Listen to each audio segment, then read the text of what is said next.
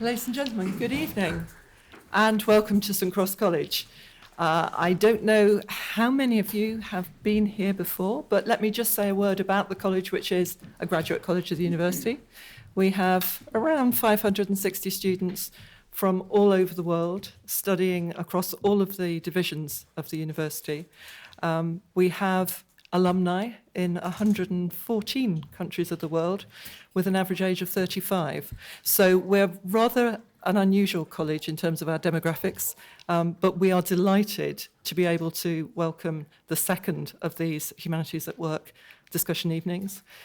It is very much congruent with the ethos that we try to develop in the college, that we engage students, staff, fellows in thinking about current issues and their futures, and hearing from others about their own futures. So it's a great opportunity for us to bring a lot of things together. I personally am, if you like, living proof that there are future careers out there. Having read politics and philosophy at this university, and then done a master's in Victorian Studies, which was taught between English and History at Birkbeck. And my own career took me through the civil service, both policy areas and large management areas, into running the Heritage Lottery Fund, which is a very big grant-giving organisation, and then back here to Oxford.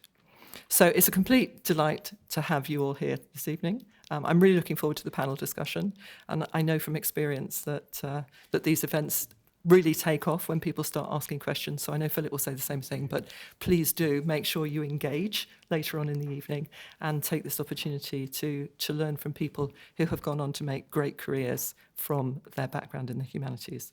So could I now just introduce Philip Bullock, who's a Professor of Russian Literature and Music and Director of Torch, which is the Oxford Research Centre in the Humanities, who's going to chair this evening's panel. Philip.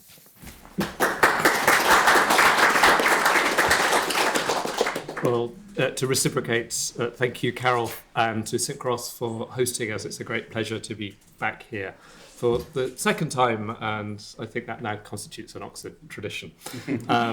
Thank you to Baillie Gifford, an investment and asset management company in Edinburgh, who helped fund the event as part of a generous package of support for the humanities here at Oxford, including DPhil studentships and the Writing Partnerships programme.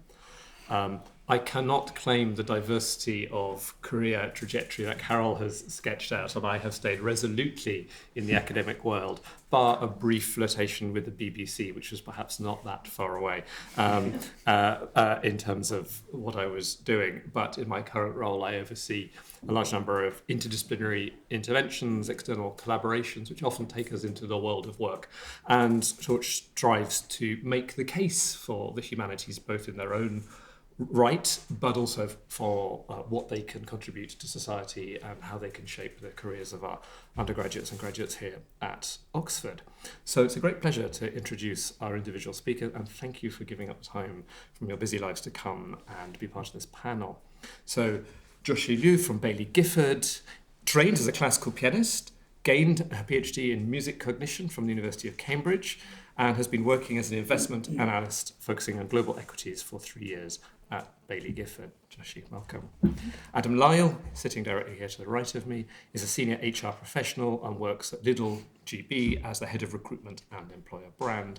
He's worked for Lidl for 14 years, including 17 months in Germany, where he gained valuable language skills. His BSc is from Swansea and focused on European business management. And the other end of the table, we have Micah Coston. Dr. Coston is Senior Research Associate at Perrett Laver, company which identifies and engages global candidates for leadership in higher education. He holds a DPhil in English Literature from the University of Oxford, an MA in Shakespeare Studies from the University of Birmingham, as well as a BMus in Music Voice and an MA in Performance Studies Theatre. Between us, I think we hope to cover possibly many things, if not quite everything, but I'm sure in the rest of the room we will capture the gaps between. So can I ask each of you in turn, and I don't know who wants to leap in first, but I'll let you fight between yourselves for that, could you describe what your current role is, and particularly to think whether you had, when you were studying and preparing for the next stage, whether you thought you would end up doing what you're doing now? So. Would you like to start? Oh, everyone's looking at me, so hello. Yeah, so while I was here, I really had no sense for the fact that I'd be doing what I'm doing now. I really anticipated going directly into academia. That was my goal, and I'd worked diligently through those degrees that you described, always with the eye toward teaching, and that was my goal. And it took me a long time to finish through those degrees. I took time out to work and to pay for them, which was very difficult.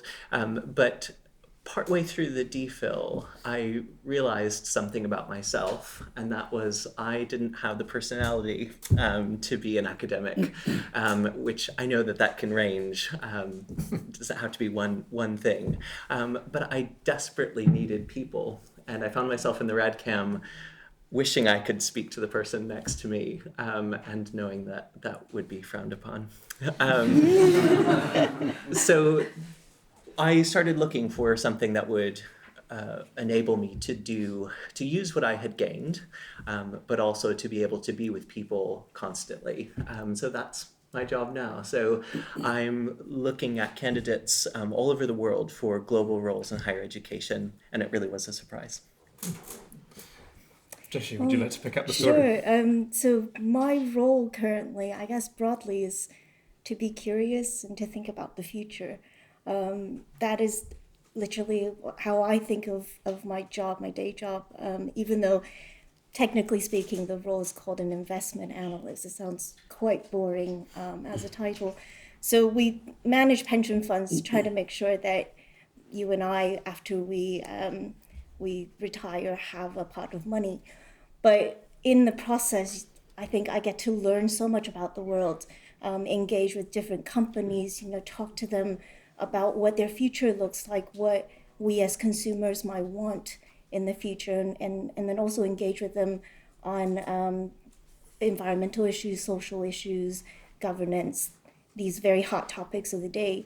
So how did I even think about doing this job? I had no idea this job existed when I was a student.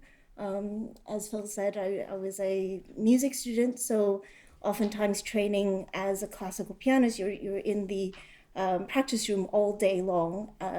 Most of my friends probably never even read the newspaper because they're so busy, just going along our craft.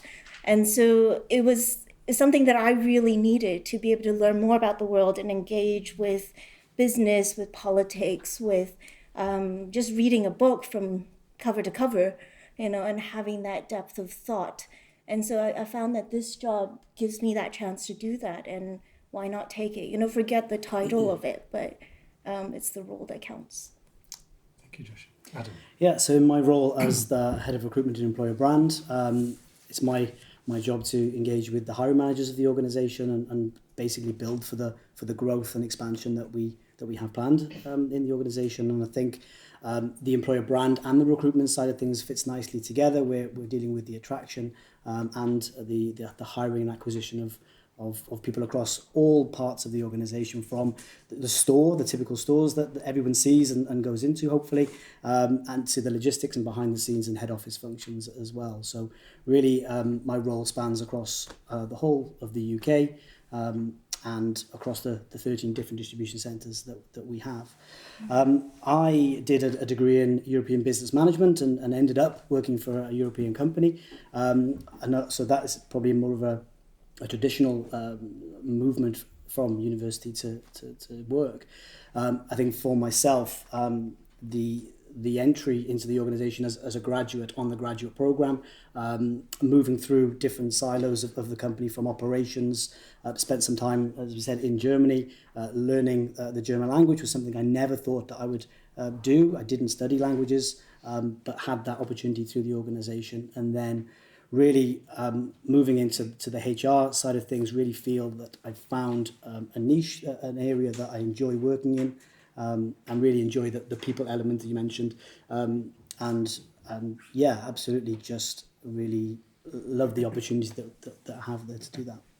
Let me just reassure those of you who want to stay on in the profession, it is possible to have a sociable life as a humanities academic, but possibly only if you're director of Torch, which makes you do all of those kind of things. But joking aside, thank you for all of those. You've made it sound effortless, and that you segued from music, from literature, and you carried the skills forward. But did you ever have a sense that actually choosing your degree subject might either limit you or predestine you for something, or in the eyes of other people, you might come across as, well, they do that narrow thing, and hence they can't make the leap? So you've given us a rosy and a very exciting view of what might be possible. But is there a sense that we sometimes limit ourselves, or that there are perceptions out there that we need to challenge about the relationship between study and work?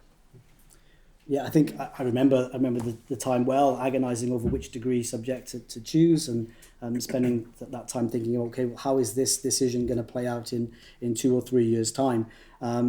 So I remember that feeling well, and making the choice, and then even through the university degree, still not being sure that was the right choice that I made.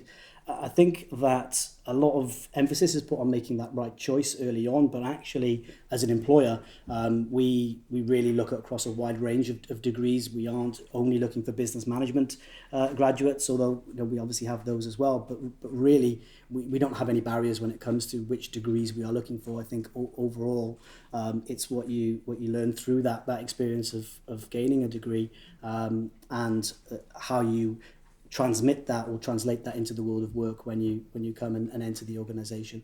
And I think then that certainly in our company, you're able to transition quite easily from one position to another, and I've had that benefit. But I think once you're in the company, there are obviously a lot of opportunities to be able to move around, and the degree really opens those doors, regardless of which area it's in.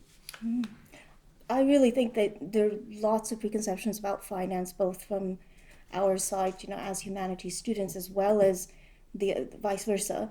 So when I was applying for jobs, as you go through all these careers fairs, you'll probably notice a lot of finance companies come through and look at you and go, can you count past 8? You're a musician. You can if you're a musician. I guess, 128 usually. But but it's something that, they have that preconception that you're not numerate.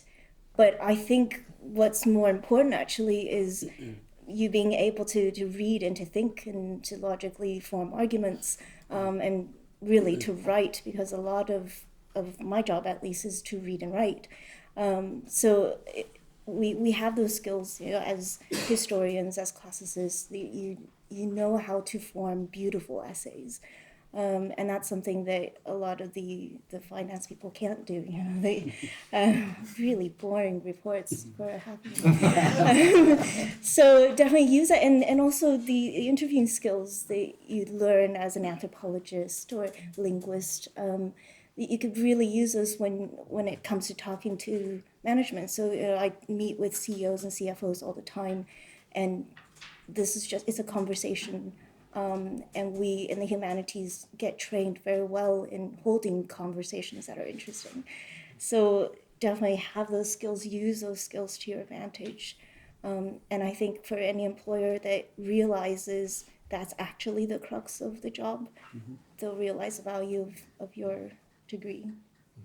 Yeah, I would definitely follow right on with that and say, I think that you're really limited just by yourself. So if there is a skill set that you don't have and that you can't do, of course you're not going to be able to make a living in that area. But I think, it was Dorothy Sayers who said that once you master a subject, you've essentially learned how to master any subject. And I think that's a really helpful idea about what the humanities gives us, the sense and the confidence that we know, okay, I've been able to master this thing. I mastered history, I've mastered English, and now I can think about a variety of subjects, and I can think my way through that. And I think that has so many applications across the board, regardless of where you find yourself. And I think, of course, if you aren't a mathsy person, you wouldn't pursue a career that really relies on that. But if you have other skills, your degree really, I don't think it really matters that much, because you can speak into that thing that you really want to do based on your strengths, regardless of degree. So you've led me to another question that I've been thinking about, and that's, how do you separate out what you study from how you study? How conscious were you when studying not of the object under inquiry, but the skills you were acquiring? Or was that a kind of retrospective thing as you prepared to go into the world of work, where you suddenly started saying it's about presentation? So what are those skills? How did you define them, identify them, and refine them so that you could then present them to employers? Content of study. I mean, I don't get to play piano just, in the job. But what has been fascinating is I was always very interested in acoustics, and this is part of my PhD, where I looked into the physical acoustics of sound, presentation, and perception. And that actually led me into a very interesting project on hearing loss and hearing in general, just hearing health, which have a lot of business applications. I mean, as you'll probably find, there's audiologists popping up on the high street these days.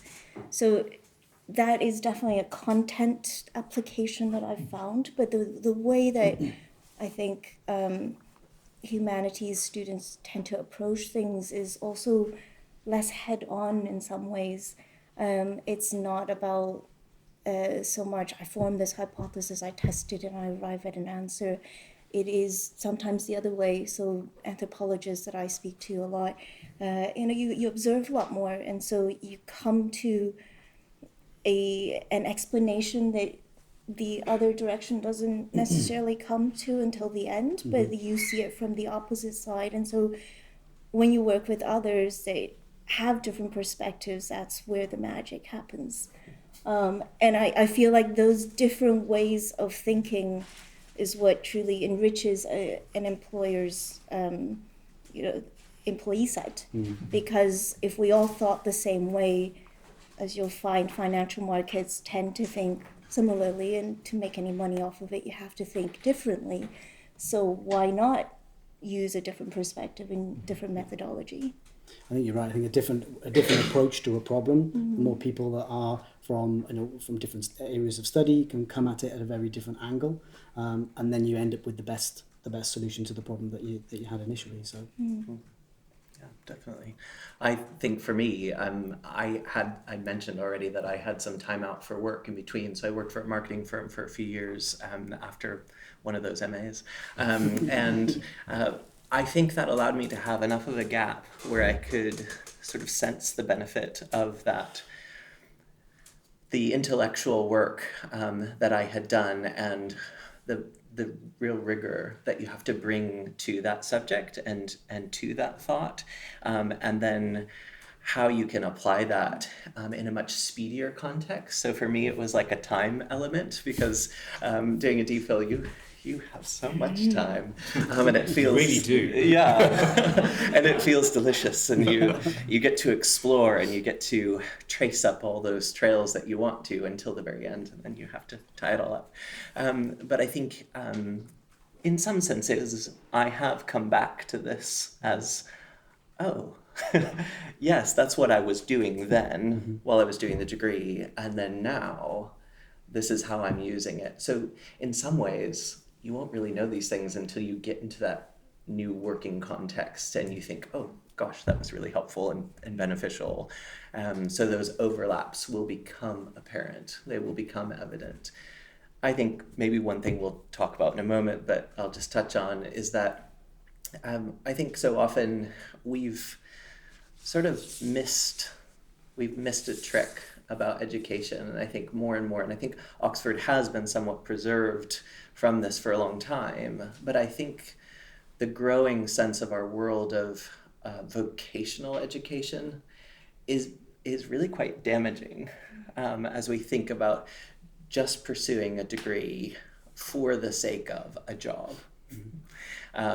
So I don't mean to derail, but I think that you are learning so much that is good, not just about, as we've already described, the way of learning and a way of thinking and a way of interacting, but you are developing as a human, as a person, and all that goes into your degree, the discipline, the mental concentration, the organizational skills, all of those things that develop you as a person are so vital to what comes next. So don't discount that. Watch out for that, and even be aware of that as you're growing and learning and changing, that you're becoming a person and not just a working machine. And I think that's what Oxford gives you in a lot of ways.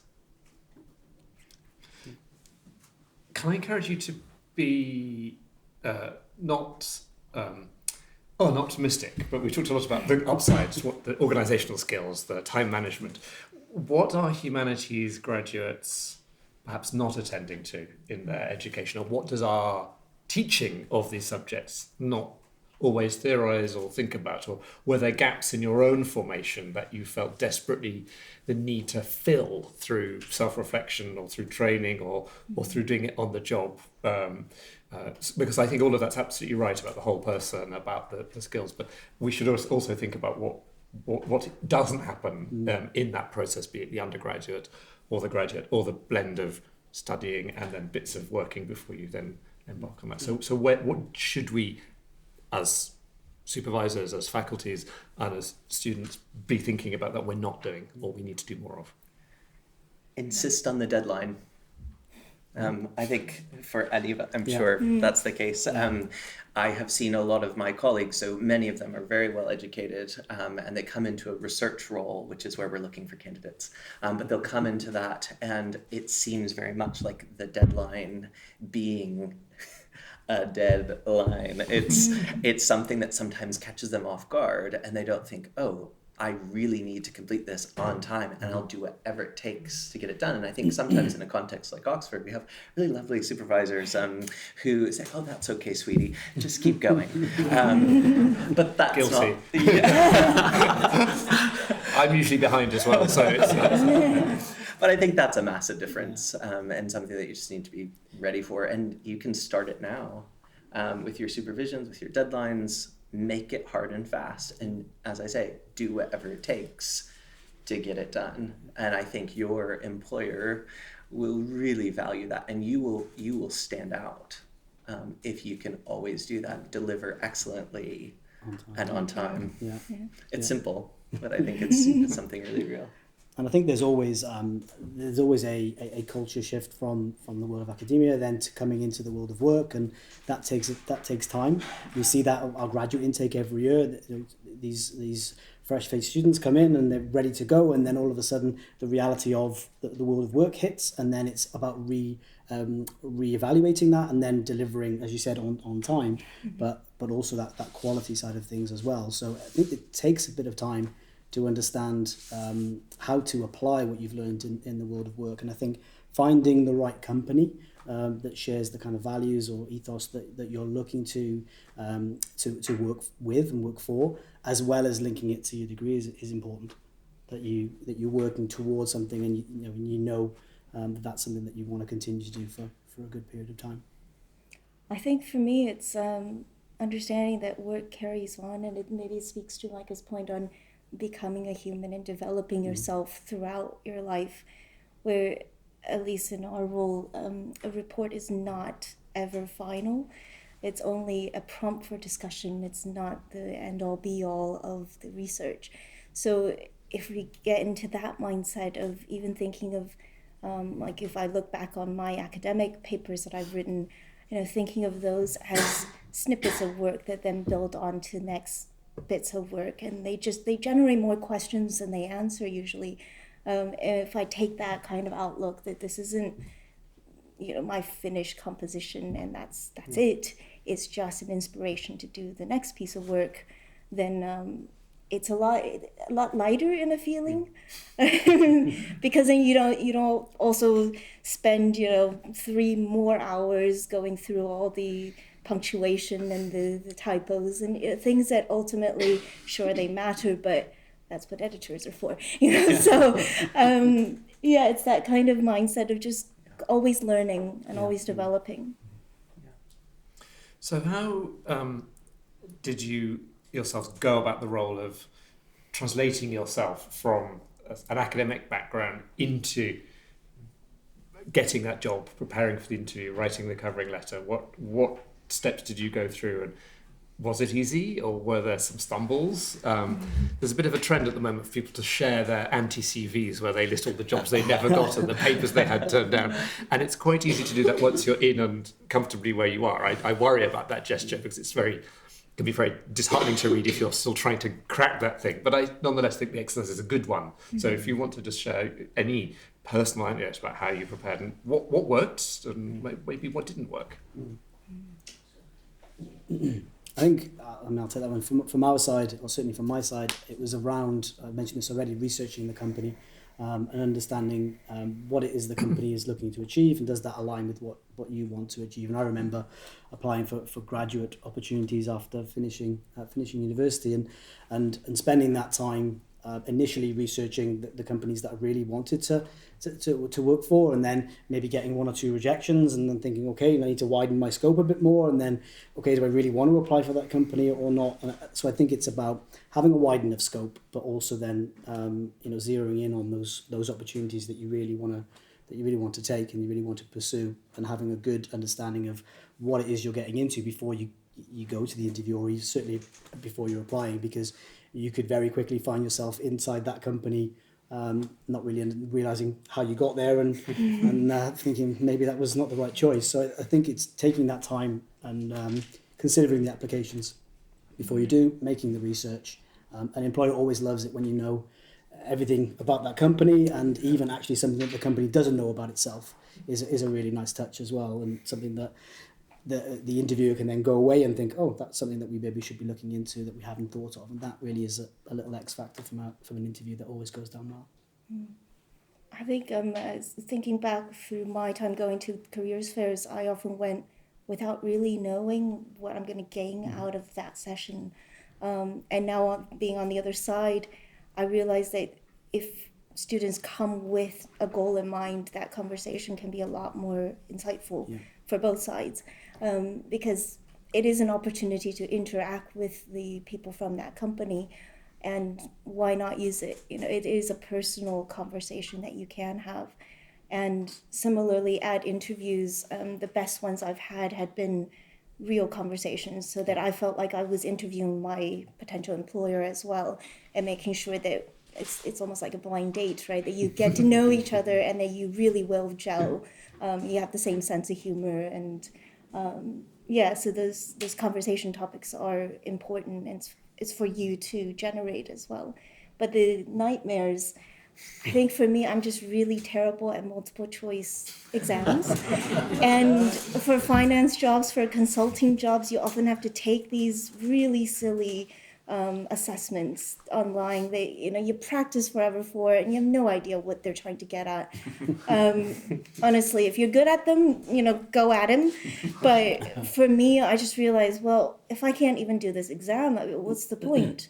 That's just not the kind of employer, if they value that kind of screening, and I can't even get through that. It's not how my brain works. Then I might as well not spend those hours learning to do that exam, because you're learning the exam, you're not learning the job. So that was something that I learned through the application process. That's really helpful. I remember that. I think one thing to keep in mind is that stepping out of academia is a process. Listen to how I said that word, process. It's a process. So you probably hear from my accent and just even what I just said, that I'm not from here. And I think I had other hurdles to deal with. So even I needed a job that had a visa attached, which is horrible. Yeah. So dreadful. Don't do that. Go back to your country. I'm just kidding. But for me, even thinking of that transition that I mentioned earlier, I had finished a second MA in this country, moved back to the States. I had 2 master's degrees, and I could not get a job to save my life. And that was so disheartening. I eventually, guess what, ended up working at Starbucks. And I worked there for a long enough period until I could get into a marketing firm. And I had to prove myself by doing freelance. So don't be discouraged by that. If you're stepping out of academia, it might just take a little while for you to prove yourself in other contexts. So they think, oh, they know how to work a real job, sorry. So that process might be just that. It might be a process. So to transition, take some humility pills and go do it. Work hard, show yourself, and then step into the job that is offering itself to you. I think also, if I may give a little shout out to the Oxford Career Service, you have such a service in that. So when I was finishing up the DPhil and I had this epiphany about myself, I went to the Career Service and said, okay, what do I do with this? What do I do with this understanding of my personality and what I want to do? And they were incredibly helpful. And even there's a visa office here. I don't know if you know that, if you're from another country. Use them. They're great, and these offices are really helpful, and they want to serve you as students. So I think the big idea is that it can be a step-by-step process, and don't be afraid of it, and don't be sad that you can't step into this amazing job. Take those steps. Can I just say one last thing? Also, those online applications, they're demoralizing, and they're horrible. Do you know what I'm talking about? Yeah, you submit an application online and that goes into this ether and you never hear back from anyone. Try to find a person. That was the case for me. I knew what I wanted to do. I had a chat with someone in town who knew someone who knew somebody else, and then it ended up in a conversation. That's the way to get a job. Yeah. Is by meeting people and talking to people. So career fair, chatting to us, all those kinds of things where it's relational. Don't fiddle with those online things. They're just horrible. Meet someone. There's going to be a test afterwards because at 6 o'clock we're moving to drinks and networking. So you'll be assessed on your ability to take Micah and everyone at their words for that kind of thing. It's as if we scripted this because my next segue was going to be in the careers service.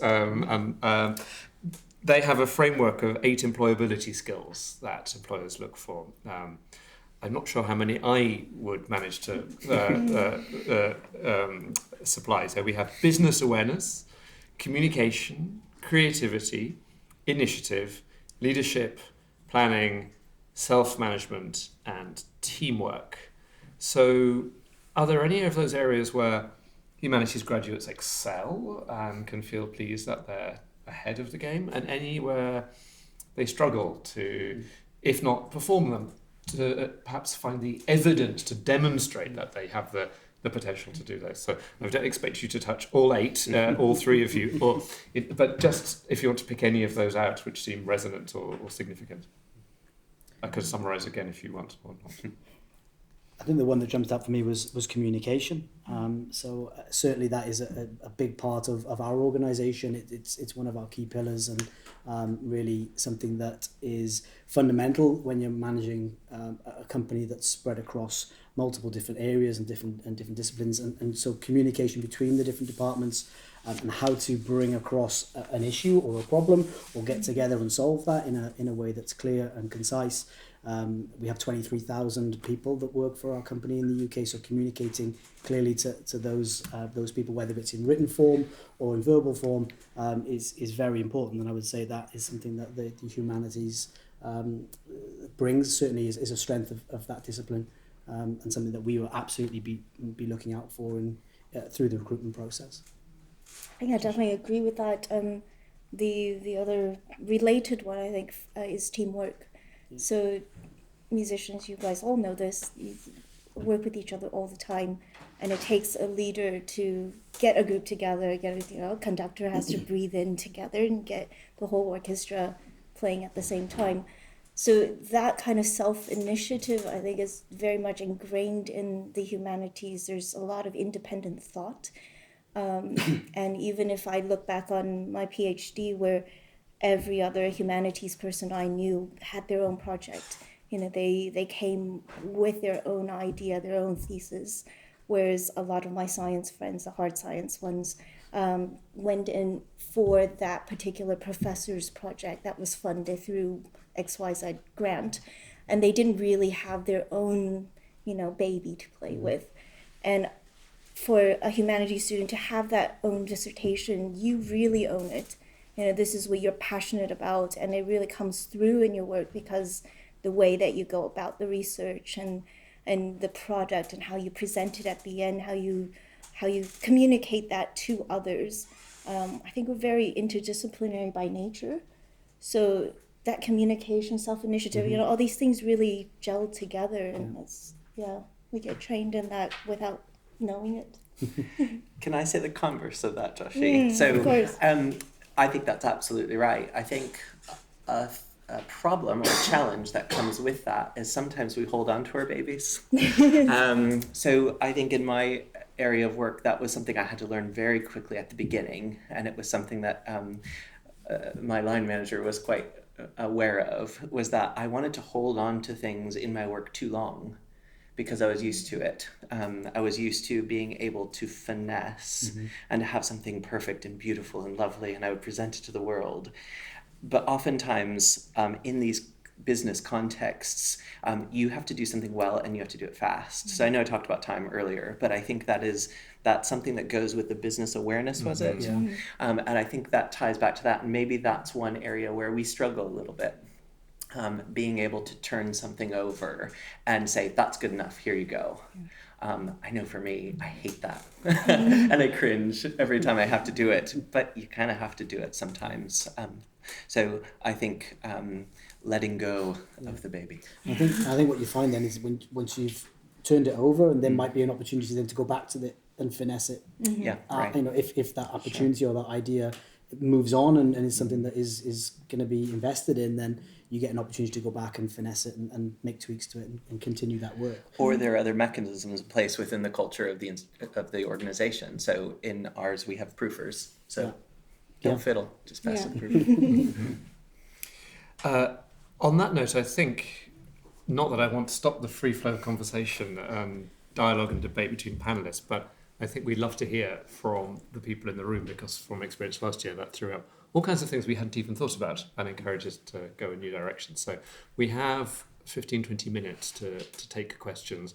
When you've asked your question, because we don't have a roving mic, I will summarise it, hopefully, so that we can make sure it's in the podcasted version. So would anybody like to go? Yes, thank you.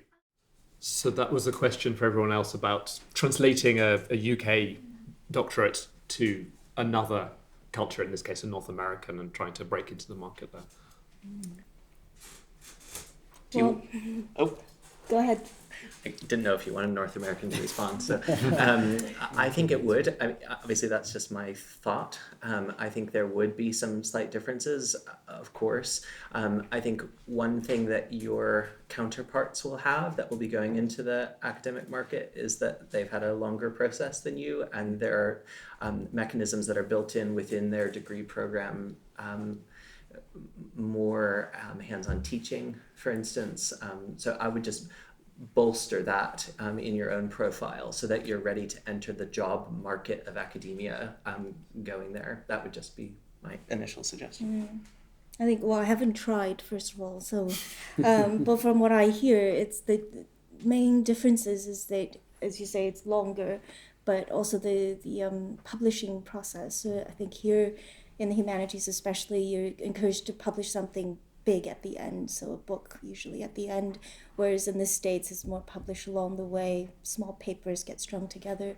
So depending on your discipline, that might be a factor, but the teaching, that's usually built into a US PhD, and here you do some supervisions, but probably you're not lecturing full courses as US PhD students might do. So if you can find a way to supplement or make sure that it looks like you can teach, and that you have interesting courses that you might be able to pitch, or even if it's just your international ability, engaging with international students, that's quite valued, I feel, in the US. Yeah, I'll just say whatever it is that maybe is lacking, going back the way is something that can be counterbalanced with what you've actually got over here, which is slightly different, and but something that maybe people in that market wouldn't have. I think from conversation with colleagues in North America, certainly in my field, the model is to recruit very few graduate students and aim to place them all in the academic job market. Mm-hmm. Here, our model is I think more. It takes more students and admits of greater diversity, and we celebrate those who build an academic career, but also in events like this, think precisely about translatable skills and believe that the pursuit of the subject is its own good, and you can enjoy that over the 3 or the 4 years, and then move on in different directions, and that's not a failure of the faculty to place you in the rat race of tenure track American humanities. And I think events like this are I don't say they're not happening in North American humanities research centres, but the debate is slightly different because of the structure of how we admit and how many students we admit. I certainly probably have far more graduate students than some of my North American counterparts would, precisely because I'm not expecting all of them to become me. I'd be horrified if they were. So that's just my gloss as someone on this side. And yeah.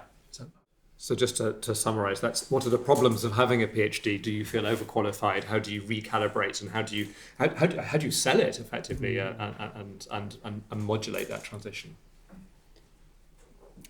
I think I have spoken to a few investment banks who just say we don't want PhDs because you're a bit older usually. And so you're set in your ways.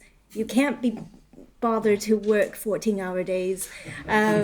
So we don't want you. We want that bright 21-year-old who can sell their soul. But on the flip side, I find that it is an asset. So with employers who do value PhDs, it's generally they see the maturity, they see that you have time management skills, you have great ways of thought, you probably have more experience in the world in general because you're older. So it's usually an asset, I would think. Of course, it depends on the role. If it is a operational type of role, generally speaking, they like slightly younger ones where they train, from a younger age into that role. But I think if it's something that you're using your brain to do analysis, it really doesn't matter whether you have a bachelor's or a PhD or even a postdoc. I think for most employers, they would look at it as a valuable, certainly a valuable thing that you've achieved. I think depending on the employer, they may place more value on that than others, and it's down to the role, exactly what you said. It's finding that role that you want and then linking that to your PhD to say, this is how I can add value in that organisation.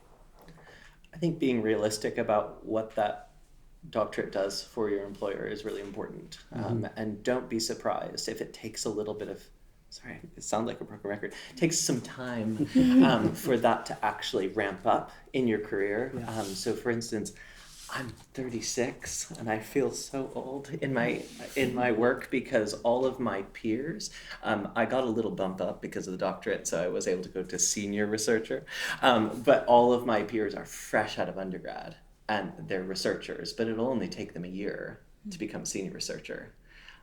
So you might feel like you're getting the short end of the stick on that. You've worked so hard and so long, and you might just feel that for a while, but don't let that hold you down because you will very quickly ramp up. So the scale will just be different, and the graph will look at me all mathsy. The graph will be different for you because you will accelerate because you have all these wonderful humanities skills.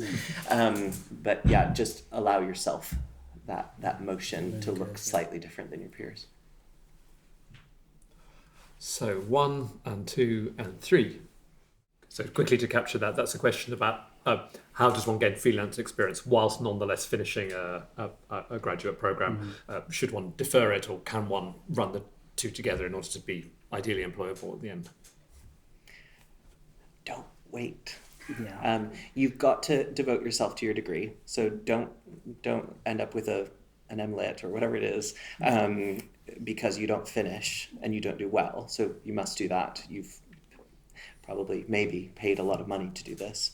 I think what I wished I would have done is I wished I would have done an internship, just one. Don't get crazy, but just do one. So if you know for a fact I'm not staying in academia, do an internship and talk to the career service. They'll have loads for you to think about, and do just 1 or 2 freelance bits here and there, just tiny things. That will really put you in good stead. And maybe you could possibly change your thinking about not what employers are looking for, but what you want to do and what you need to do. I think that shift of perspective might be helpful. If I can just jump in there, one of the things that Torch does do, I can take no credit because it's really Vicky McGuinness who really runs it, who puts these things together, but is some micro internships, even on academic projects with our external partners, often using the museums, the libraries in Oxford, using the National Trust. And they're valuable skills for people embarking on an academic career, but they may suddenly become transferable, and you can retrofit them as a piece of internship, even if you were never intending that. So just watch out for those things on our social media, because they're very highly taken up by graduates, early career researchers. You can even take just 1.5 days doing a little a placement with one of our external partners. So watch out for that. So I can take no credit, but the organisation I can praise to the skies for doing all of that. Sorry to jump in, but No, I would just say to second really what you said, Micah, experience of putting the academia into practice is what an employer definitely wants to be able to see, whether that's a micro internship or an internship over a few months or freelance work. That really shows an employer that you're able to take what you've learned and apply it, and that's certainly something an employer would be interested to see. But I would definitely second, you need to find that balance between taking that time and getting the experience and getting the degree that you're trying to achieve. I think I really agree with the develop you as yourself more than try to meet what you think the employer might want. So for example, our company would happily interview you, even offer you a job, but if you're dying to go get a master's or dying to do a piece of work, we'll let you do that. And you can come back, defer that start date until when it's useful for you, because ultimately we want you for the long term. So it's for you to become who you are and be the authentic self first. there was a question there, and then I'll come back after I've collected these two. Yeah. So that was, how do you translate these seemingly dry job titles into a lovely, rich humanities experience on the job? Well, it was my misconception of what an investment analyst is as well. I didn't really know what investments are to begin with. And finance in general, it just sounds really scary, But if you dig into what exactly that entails, is it to read a lot? Is it to talk a lot? Is it a lot of number crunching? I mean, I'm not terribly good at Excel, but I can do basic arithmetic, right? And I think everyone in this room can. So if it's that level of maths, I think I can do it. Mm-hmm. But the interesting bit of the work is actually thinking about the future and thinking about how to solve problems creatively. If you can read through those lines of the job description and come to that conclusion yourself. Usually, unfortunately, you do have to come to that conclusion yourself rather than be told by the company. But once you can do that, then I think you can look at multiple industries and job descriptions and see what they really are, rather than just this amorphous concept of investments and numbers. Yeah. I think it's often very difficult to capture the true essence of a job in a job description or a job advert even. I try that every day. That's part of what what my job is. And actually, when a person takes a role, that they are able to mold that, and focus on areas that interest them. Also, keep the day job ticking over as well. So I think there is definitely flex in every role to move it in a direction that you'd want it to move to. But to try and find that job description that perfectly outlines every single role is the pinnacle. I'm still trying to find it. You guys covered it. Okay, a question there. So that's, to summarise, how are developments in AI and in technology changing the world of work, and how do the humanities respond and perhaps even take advantage of some of those changes?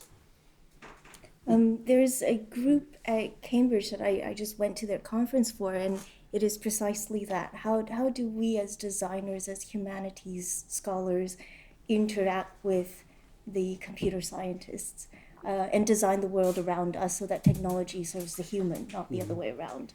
And I think that conversation really, we talk about it internally in the company as well. How do we think of our role? How replaceable are we? And I think the current conclusion is that we have to work with the technology.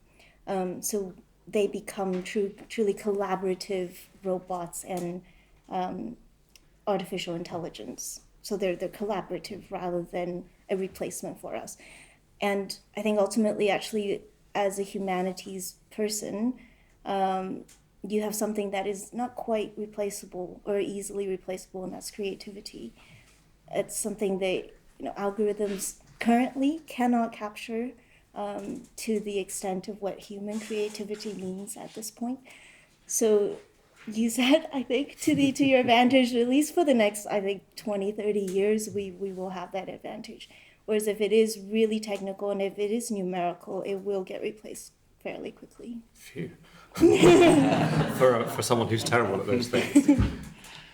Well, my job is really placing people, and I've had several roles where there are loads of research projects that are dealing in these areas. So at least for now, there are humans needed at some point in the process of that, and I think that's a really interesting factor that won't go away. So if anyone's interested in executive search or headhunting, finding those that have the skills to do that. So I know this is slightly unrelated to your question, but being able to analyze and assess those who can do those things. Feeling like I'm not quite answering your question, but I think there are always people involved, at least for now. Well, in that sense as well, that you're applying for the jobs, but clearly the employers are also looking for the people who've got the skill set. So that's an important gloss on that. I think in our world where retail is becoming more digital and everybody is moving, not everybody, but there's a movement towards online. We still very much see that people are a fundamental part of our organization and have very much a bricks and mortar mentality as well. So I think digitalization will enhance our business. So that's and it's the partnership with people and automation and finding the best way for that to work in a balance. The truth is, it probably will change the skills that we look for as we move into a digital age. There will be different skills that we are not looking for now that we'll need in the next 20 or 30 years, and that's a challenge for us to keep up with the times and make sure we're finding those skills as we need them to keep the business moving forward. I think we've got time for one final question there. I would actually say enjoy the rest of your degree, because you'll never get a chance to study like this again, and build those relationships with your professors and your peers. Because for me, I feel like the peers that I have, they have gone off to do all kinds of different jobs, usually not what they trained for. They are the most authentic people that you can bounce ideas off of later in life, and they'll tell you if you are just not quite telling the truth. So that relationship, when you build it at an undergrad age, it's somehow stronger than when you build it in a working relationship later. So I feel like, yeah, definitely just use this time now to enjoy that time. So you use the word enjoy. I'll use the word explore. Explore. There's so much here. There's so much on offer. You think, if you remember Freshers Fair, you think of all that was there, and that's just a small slice of what's available to you. I think discovering, we touched on this earlier, but discovering the thing that really does it for you, and the thing that drives you, whether that's through an extracurricular activity, whether that's in your subject itself, whether that's through something that you find on your own just in the city. Oxford's such an interesting place, and explore it and see what you really enjoy. Oh, I used your word too. Yeah, really, I would echo that. Use this period of time to explore what it is around and available, what it is you want to do, and but don't feel the pressure that you need to have it all sewn up by the time that you leave. As Mika said earlier, there is a transition period, and that might take you a little bit longer. Some people know exactly what they want to do before when they enter into the world of university. So don't feel the pressure to have it all sewn up by the time you leave, but do spend the time taking advantage of the opportunities that you do have here. Absolutely. I remember when I had my first academic job interview, I had to produce a 5-year plan for my research activity. As a Russian scholar, 5-year plans are not my favourite thing. But and afterwards, one member of the committee, and I did get the job, said, that's all fine, and plan in 5 years and plan ahead, but there are these things which pop up in front of your nose, and you feel so busy looking over there, the serendipitous, the enjoyment, the discovery, the exploring, how one cultivates. Serendipity is not an accident, and how one cultivates those which tell you important things about yourself it's a strange art in life as well as work and study, I suspect. Our time has run out for this session, but there is chance to continue the conversation over drinks. I'd like to thank our panellists for their wonderful insights. Thank you, Carol Souter again, and Synchros for hosting us. I'd like to thank, in the Humanities Division, Caroline Thurston from the Divisional Office and from Guy Collender from Development Office for organising this event. I've already thanked Baillie Gifford for their support of Humanities at Oxford. We'd like to thank Lidl as well for their financial support of our studies and research here. The University Career Service is open for you to consult, and we recommend that very highly. And they will help identify and answer many of the questions that you've been having. Do stay for the reception, network, and try to network successfully, and network with each other and learn from each other. Speak to our wonderful panelists about job opportunities with Baillie Gifford, with Lidl, with Perrett Laver, with anybody in the world of work. Thank you for attending and for your questions. Thank you.